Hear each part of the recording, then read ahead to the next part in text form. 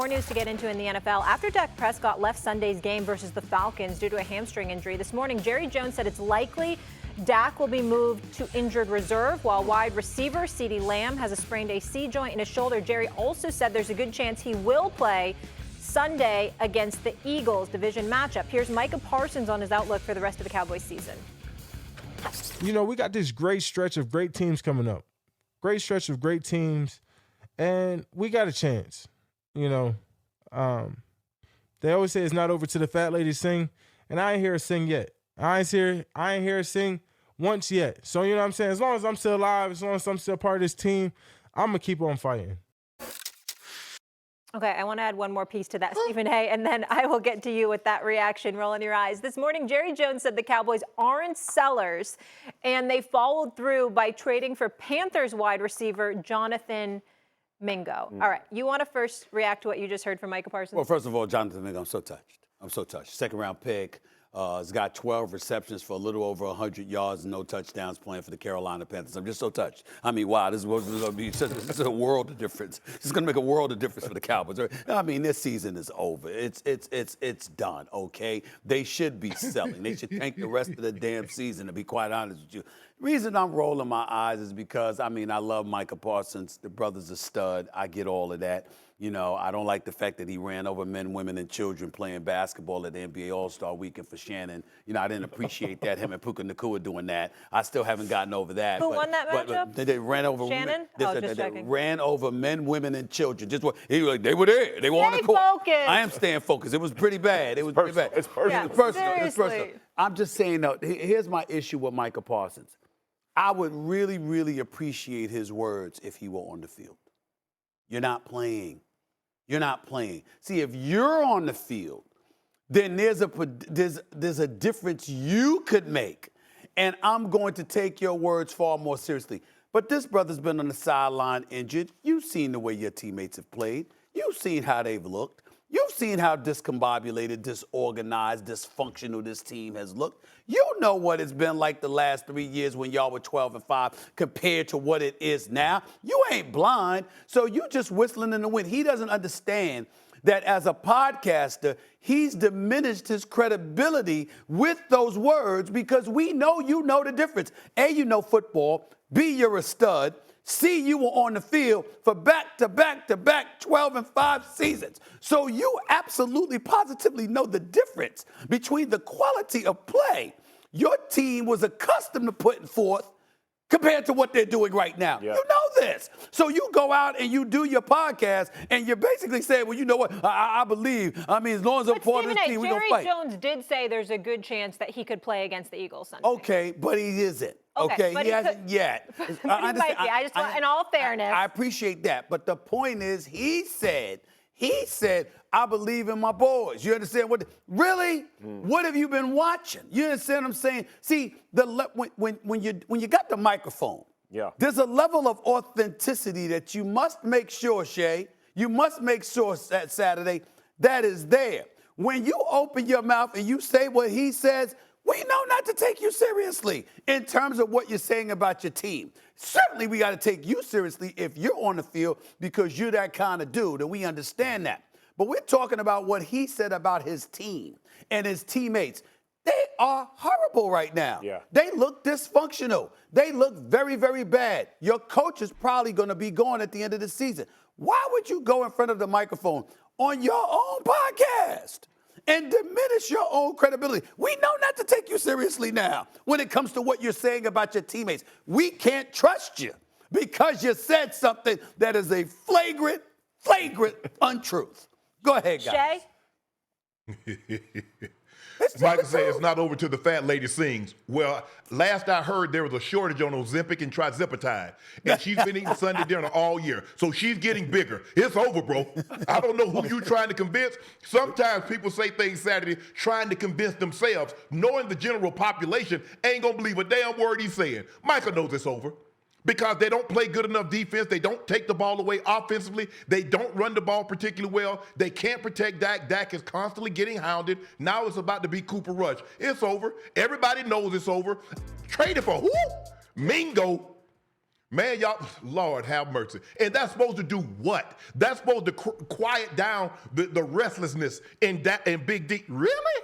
Right. Man, that don't move no needles, not even a sewing needle, not a needle on your record player. That is not even the space needle is moved by that swaying in the wind. I don't know what Jerry's trying to do with this move.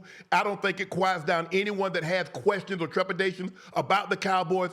This season is over. They should have been sellers, because now what you should have done is tried to build this team in the offseason. You don't wait till the middle of the season and you 3-5. So what's the likelihood? Considering the way we've seen this team play, they're going to roll off 8 games in a row. They're going to roll off 7 wins in a row. Nobody believes that. Mike, I love you to death, bro, but you out your mind. All of it, not part of it. That's right. I think part of what Micah is trying to do is be a good teammate. I think he's just saying the things that you do when you're like trying to rally the troops. I respect that. And the reality is, he knows, we know, and Shannon, you said it. The mistakes were made in the offseason.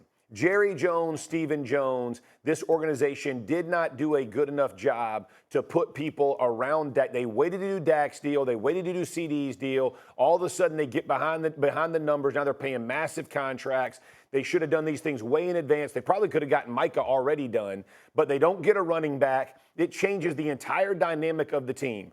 And so what you're asking a team to do is go win 7 or 8 games, like Shannon just said, without being able to run it, without being able to stop the run. Cooper Rush is your quarterback. CeeDee Lamb's hurt. Brandon Cooks is hurt. We just traded for Jonathan Mingo. Hopefully he'll be something good in 2 years or a year and a half or whatever when Dak comes back, because they expect him to have any kind of major contribution, halfway through the season is very improbable. I'm seeing if somebody wants Diggs, Zach Martin, Lawrence, those guys who you know most likely won't be on your team, or you're not building around them, so you have the money for Micah Parsons, and you're understanding that you're going to draft higher by not go win 4 games for what? To go the concept of what they're trying to accomplish, I appreciate.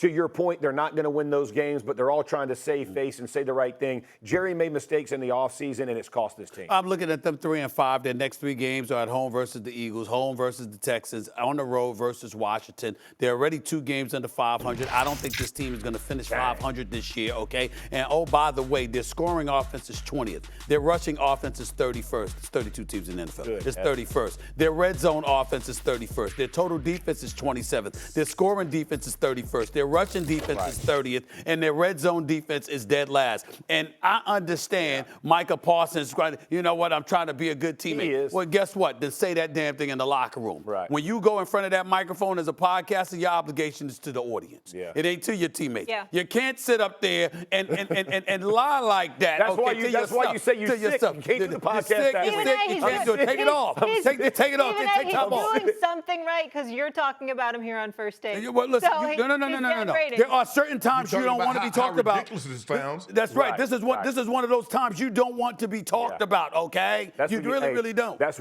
Let me ask you this. I'm sick that week. I'm sick. Damn. I'm sick. Stress is going around. I see you on the phone. You guys are ridiculous. Shannon, okay, obviously we feel like they've mismanaged a lot this offseason and this season, but as far as quarterback, would you be going Cooper Rush or would you go Trey Lance? Because he is on that roster, Shannon. Look, I believe if they thought if Trey Lance was the guy, he'd be the number 2 quarterback. Clearly, they don't believe in him. He's the number 2 quarterback. It's just as simple as that. Cooper Rush did play well. They simplified the offense. They call things differently when Cooper Rush is the quarterback as opposed to Dak. Dak has the entirety of the playbook, but they do it. But see, what they could do when Cooper Rush, they used to could somewhat run the football. Exactly. But when you have zero ability to consistently run the football and you can't stop the run because of the way the Cowboys are built, they're facing a very uphill climb, and everybody knows it. And Jonathan Mingo, Lingo, it doesn't matter. Cowboy season is over. Nice. And you know what's crazy? This is what's crazy. The running game, Ezekiel Elliott, you brought back in your building, he didn't travel because he's missed meetings and hasn't shown up for your team.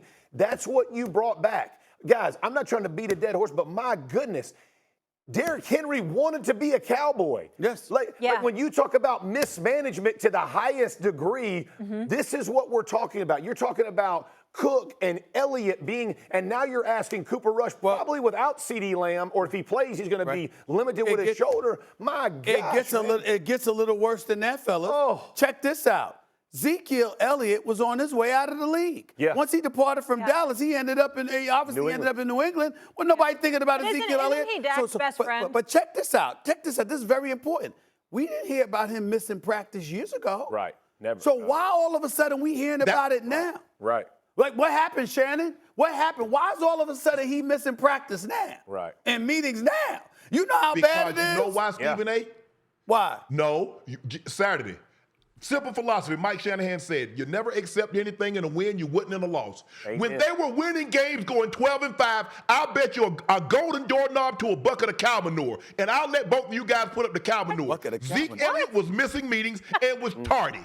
I guarantee you, but you accepted it because you were winning. Now that you're losing, you're trying to place it at his feet to say the reason why we're losing is Ezekiel Elliott is being late. Ezekiel Elliott is missing meetings. He's always done this. You know, after you've had a guy in your building for 8 years Saturday, you know this. Stephen A., you covered it. You know what they are. You know who they are. Zeke Elliott just did not starting missing meetings in year 9 or year 10. He's always done it, but you've accepted it because you were winning. You accepted it because he was an all-pro. You accepted things in wins you would have never accepted in a loss. And so now, all of a sudden, oh, well, Zeke missed, and it got out public.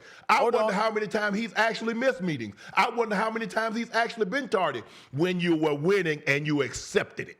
Yeah, Shannon, that's one way to look at it. There's a flip side to that coin. What if that wasn't the case? But it's the case now because they're so atrocious. You got somebody who's below average on his way out of the league still saying, I want out. Yeah. How about that? That doesn't matter to that doesn't matter to the Hall of Famer Shannon Sharpe. You know how he feels about missing meetings. No, we talked about it even all the way back to Aaron he's Rodgers low-hanging stuff. fruit. It's the reason why they win. Yeah. It's the reason why he's low-hanging fruit right now Saturday. So it's easy to say, oh, so y'all want people to believe. Y'all want Stephen A. Saturday, everybody that watch football, that cover football, that talk about football, that the reason why you guys are losing is because of Zeke being late, Zeke being tardy. Really? I bet you again, Stephen A., he's been this way. You don't wait till you get to year 8, year 9 to develop bad habits. It's always been this way. Yeah.